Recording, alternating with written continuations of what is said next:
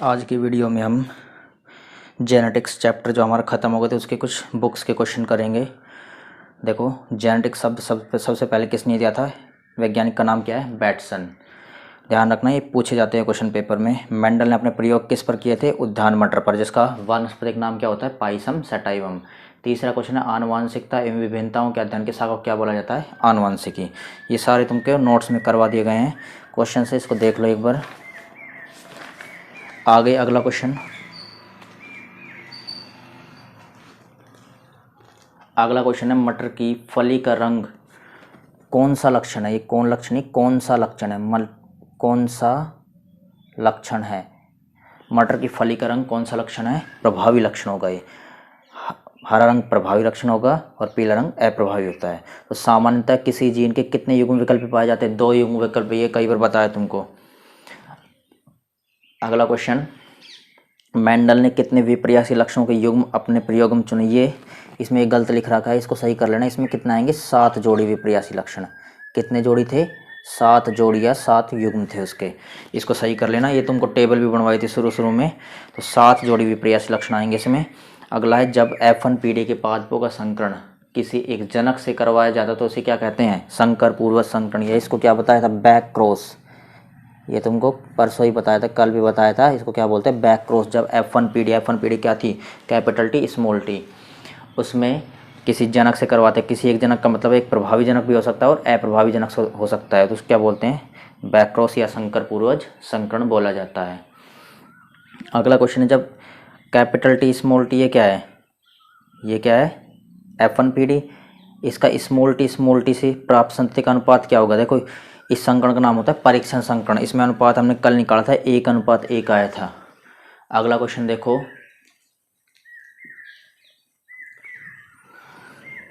Mendel ने अपने प्रयोग के लिए किस विपर्यासी लक्षण को नहीं चुना? जड़ के रंग को नहीं चुना था मेंडल ने।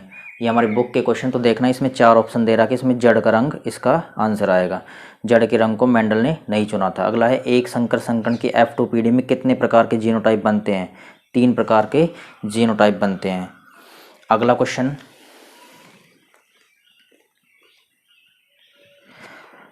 आनुवंशिकी का जनक किसे कहा जाता है? आनुवंशिकी जनक कौन होता है? ग्रेगर जॉन मेंडल को आनुवंशिकी का जनक कहा जाता है। ग्रेगर जॉन मेंडल को। अगला क्वेश्चन है, आनुवंशिक लक्षणों का एक पीढ़ी से दूसरी पीढ़ी में संचरण क्या कहलाता है? मतलब आनुवंशिक लक्षणों का एक पीढ़ी से दूसरी पीढ़ी में जाना क्या कहलाएगा? वंशागति कहलाएगा। तो देखो, वंशागति या इसको क्या बोलते हैं इंग्लिश में? हेरिडिटी। आनुवंशिक लक्षणों का एक पीढ़ी से दूसरी पीढ़ी में संचरण वंशागति या हेरिडिटी कहलाता है। अगला क्वेश्चन है, मेंडल के नियमों की पुनर्खोज किसने की? 3 वैज्ञानिक के नाम बताए थे जो मेंडल की मृत्यु के बाद सन 1900 में 3 वैज्ञानिक थे जिन्होंने मेंडल के नियमों के बारे में दोबारा से बताया था। ये वैज्ञानिक कौन कौन थे? कार्ल कोरेंस, एरिक वॉन शेरमैक ये पूरा एक है, एवं ह्यूगो डेवरिज ने मेंडल के नियमों की पुनर्खोज की। ये शुरू में तुमको बताया था, मेंडल की मृत्यु के बाद सन 1900 में दोबारा से मेंडल के नियमों की पुनर्खोज की थी। वो वैज्ञानिक कौन कौन से थे? कार्ल कोरेंस, एरिक वॉन शेरमैक तथा ह्यूगो डेवरिज ने मेंडल के नियमों की पुनर्खोज की। अगला, परीक्षण संकरण किसे कहते हैं? परीक्षण संकरण का मतलब क्या होता है? Test cross. ये कल ही बताया तुमको, टेस्ट क्रॉस किसे कहते हैं? टेस्ट क्रॉस किसे कहते हैं? तो ध्यान से देखो, जब F1 पीढ़ी कैपिटल टी स्मॉल टी लिया था, उसका संकरण किसके साथ करवाया था? जब अप्रभावी जनक मतलब स्मॉल टी के साथ में। तो परीक्षण संकरण किसको कहेंगे? जब F1 पीढ़ी के संकरण किसके साथ करवाना है? अप्रभावी जनक के साथ करवाएंगे तो उसको परीक्षण संकरण बोला था। और प्रभावी जनक के साथ करवाएंगे तो उसको क्या बोला था? उसका बाह्य संकरण बोला था। तो परीक्षण संकरण पूछा है तो देखो, वह क्रॉस जिसमें, ये आंसर है इसके,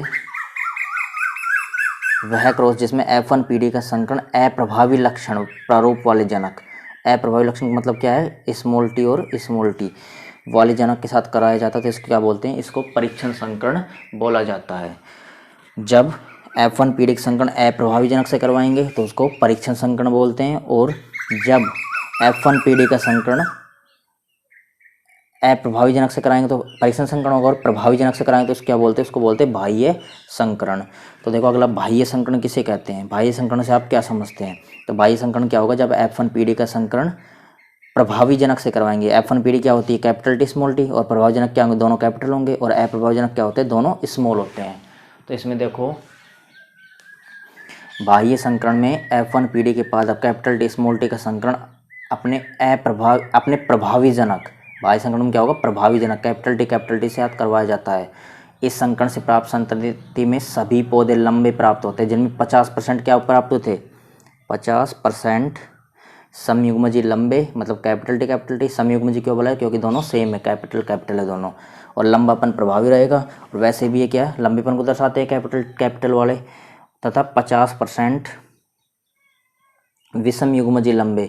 विषम युग्मजी लंबे का मतलब क्या है, विषम युग्मजी मतलब होगा एक कैपिटल टी है तो दूसरा क्या होगा, स्मॉल टी, और इसमें से लंबेपन बोनेपन में से कौन सा प्रभावी होगा, लंबापन प्रभावी होगा, इसलिए क्या बोला इसको, विषम युग्मजी लंबे पौधे प्राप्त होते हैं। दोबारा से देख लो इसको, बाह्य संकरण में F1PD के बाद अब कैपिटल टी स्मॉल टी का संकरण अपने प्रभावी जनक कैपिटल टी से करवाया जाता था। इस संकरण से प्राप्त संतति में सभी पौधे लंबे प्राप्त होते हैं, जिसमें 50% समयुग्मजी लंबे तथा 50% विषमयुग्मजी लंबे पौधे प्राप्त होते हैं। अगला क्वेश्चन देखो,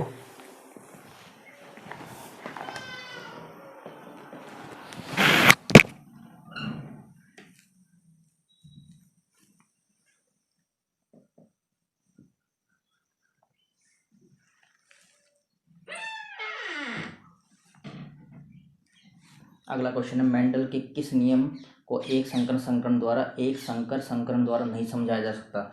मेंडल के टोटल 3 नियम थे, उसमें से पहले 2 नियम, प्रभाविता का नियम और पृथक्करण का नियम, जो था पृथक्करण और प्रभाविता का नियम था, उसको तो एक संकरण से बताया गया था, और जो स्वतंत्र अपयूहन का तीसरा नियम था उसको किसके द्वारा बताया गया था, उसको द्विसंकर संकरण के द्वारा बताया गया था। तो इसलिए आंसर क्या आएगा, स्वतंत्र अपयूहन का नियम। देखो इसमें क्या है, मेंडल के किस नियम को एक संकर संकरण द्वारा नहीं समझा जा सकता, मतलब द्विसंकर संकरण द्वारा समझा जा सकता है, वो कैसा नियम, कौन सा नियम होगा, स्वतंत्र अपयूहन का नियम। लास्ट क्वेश्चन देखो, लक्षण प्रारूप और जीन प्रारूप में अंतर है। ये इंपॉर्टेंट क्वेश्चन है, इसको पेपर में पूछा जाता है, लक्षण प्रारूप और जीन प्रारूप में क्या अंतर है। तो लक्षण का मतलब है बाहर से जो दिखाई देंगे उसको लक्षण प्रारूप बोलेंगे, और किसी जीव की जीनी संरचना या आनुवंशिक संरचना क्या बोलते हैं, जीन प्रारूप। सिंपल सी परिभाषा है, बाहर से दिखाई देने वाले लक्षणों को लक्षण प्रारूप, और जीव की जीनी संरचना या आनुवंशिक लक्षण क्या बोलते हैं, जीन प्रारूप कहा जाता है। तो देखो इसमें किसी सजीव की बाह्य प्रकृति को या बाह्य संरचना को लक्षण प्रारूप कहते हैं। उदाहरण, लंबे पौधे समयुग्मजी कैपिटल टी होंगे, या भी समयुग्मजी कैपिटल टी होगी, इसमें एक स्मॉल टी होता है समयुग्मजी में। ऐसे ही सजीव की आनुवंशिक संरचना को जीन प्रारूप कहा जाता है, या जीनी संरचना को जीन प्रारूप कहा जाता है। उदाहरण के लिए शुद्ध या समयुग्मजी लंबा क्या होगा, कैपिटल टी, व अशुद्ध या विषम युग्मजी लंब क्या होगा, कैपिटल टी और स्मॉल टी। ये हमारा तीसरा चैप्टर जेनेटिक्स का था, वो कंप्लीट हो चुका। कल से अगला चैप्टर स्टार्ट करेंगे।